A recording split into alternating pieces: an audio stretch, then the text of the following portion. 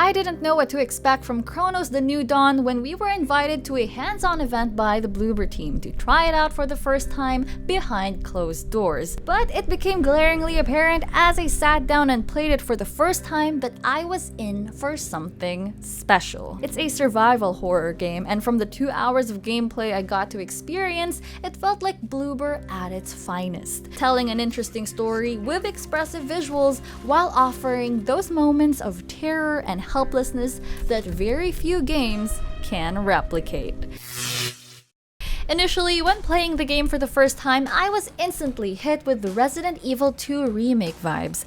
From the way that character moves and shoots the gun, to the safe rooms you can find, to how you upgrade your weapons and items by scavenging for parts, it gave off vibes of Capcom's remake outing. But it's more than that.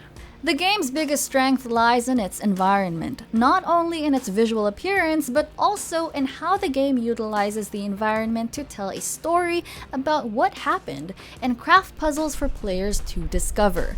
You are rewarded with lore, items, and secrets by discovering every nook and cranny. And it's not only key to discovering what went on in this world, but to surviving it too. Like classic horror games of old, Cronos cements itself as a survival horror, as resources are limited and you'll be finding yourself scouring every nook and cranny of the map in the hopes of finding a single bullet that could be the difference between life and death. And while you can resort to melee attacks if you expand all your resources, it's practically useless, as melee does nothing and makes you more vulnerable. If you run out of ammo, you are deep.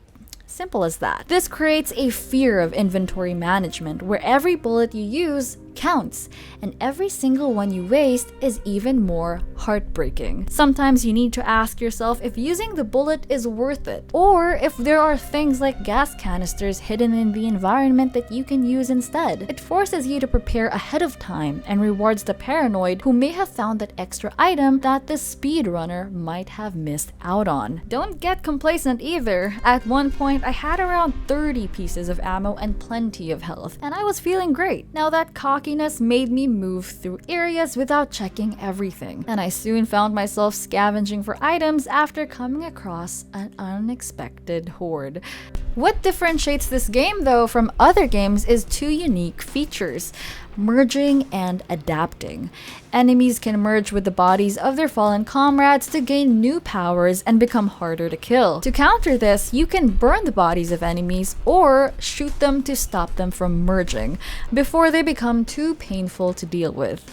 And that's on top of your limited resources. In one part of the game, we dropped into an area that was littered with dead bodies next to an exit. It was right here that I understood the adapting part, where a player might normally run to the exit, but my instincts told me at that moment that the enemies were going to spawn behind me and merge with the bodies on the ground. So I painstakingly went through the work and burned every single one, and lo and behold, when I did go to the door, the enemies spawned, which made the whole painstaking work of burning everything to the ground so important, compared to rushing forward without thinking. Now, if I had any real critique of the game, it's that I wanted to try out more.